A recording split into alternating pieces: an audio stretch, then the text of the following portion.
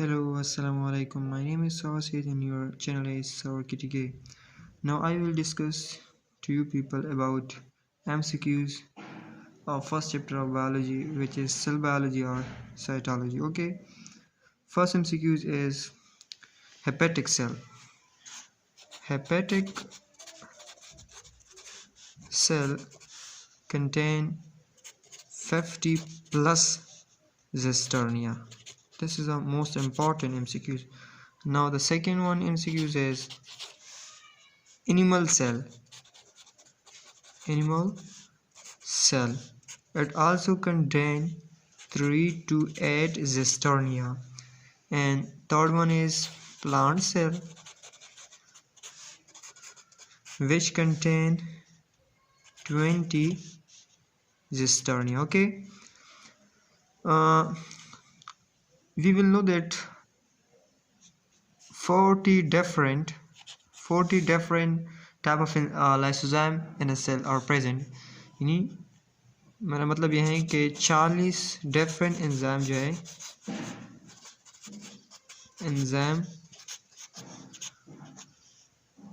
Lysozyme ये cell में मौजूद होते हैं। ठीक है, ये बहुत इंपॉर्टेंट एमसीक्यूज है।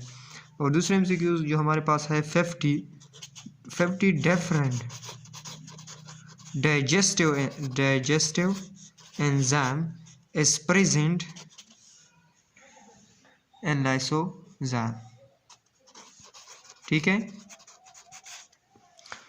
और हमारे पास फंजाई जो है इसके पास सिर्फ ओनली एक ज़ेस्टर्निया होती है। ये कई बार ईटा में आया है।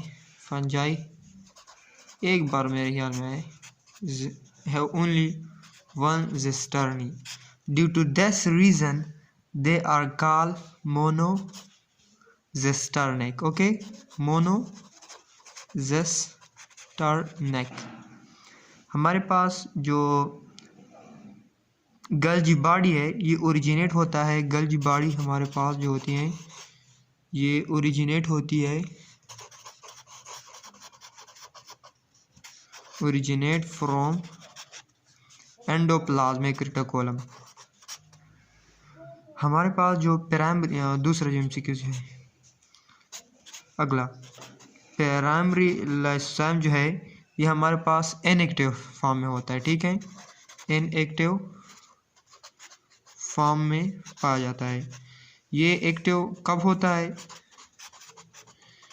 ये इसकी जो इसकी जो अपनी पेज है जिस पे वो एक्टिव होता है वो है 4.6 से लेकर 5 तक। इसकी जो पीएच है इस पे ये एक्टिव होता है।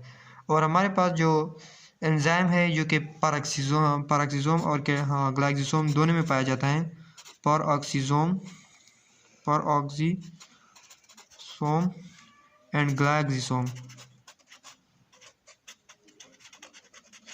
वो एंजाइम जो कि पैराक्सिसोम और ग्लाइक्सोसोम में दोनों में पाया जाता है उसका नाम है कैटालेज। ये बहुत इंपॉर्टेंट एमसीक्यू है। ठीक है, ये कैटालेज जो है कैटालाइज का काम करता है। ठीक है, ये रिएक्शन को कैटालाइज करता है।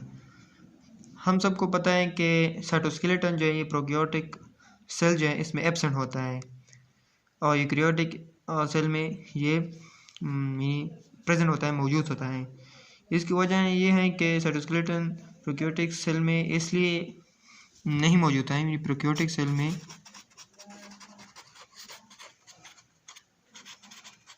में जो हमारे पास साइटोस्केलेटन है वो एब्सेंट होता है। ये इसकी वजह है कि जैसे हमारे पास बैक्टीरिया हैं इसमें जो साइटोस्केलेटन है वो एब्सेंट होता है क्योंकि ये जो है फास्ट डिवीजन करता है, इसलिए इसमें साइटोस्केलेटन एब्सेंट होता है। क्योंकि साइटोस्केलेटन हमको पता है कि साइटोस्केलेटन की ये हमारे पास साइटोस्केलेटन माइक्रोट्यूब्यूल भी है, माइक्रोफिलामेंट भी है, इंटरमीडिएट फिलामेंट भी है जो कि अपने अपने काम करता है। जैसे कि हमारे पास माइक्रोट्यूब्यूल है, सेलिया फ्लैजेला बेसल बॉडी सेंट्रियोल की फॉर्मेशन करता है। और जो हमारे पास माइक्रोफिलामेंट होते हैं, ये साइटोसिस में इन्वॉल्व होते हैं। और इंटरमीडिएट फिलामेंट जो है ये सेल को क्या करता है, मेंटेन करता है, ठीक है। सेल की जो शेप है उनको मेंटेन रखता है।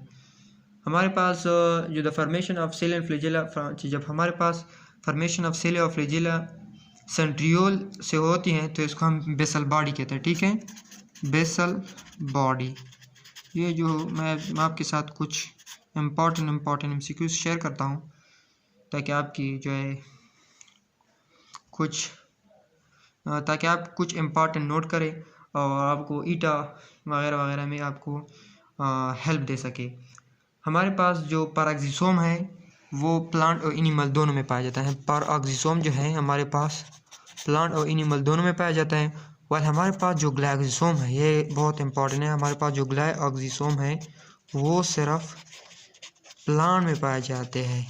अगर हमारे पास ये ग्लाइकोसोम होते तो हमारा जो जिस्म है वो हमारा मोटापा, हमारा ओबेसिटी जो है वो कंट्रोल में रहता।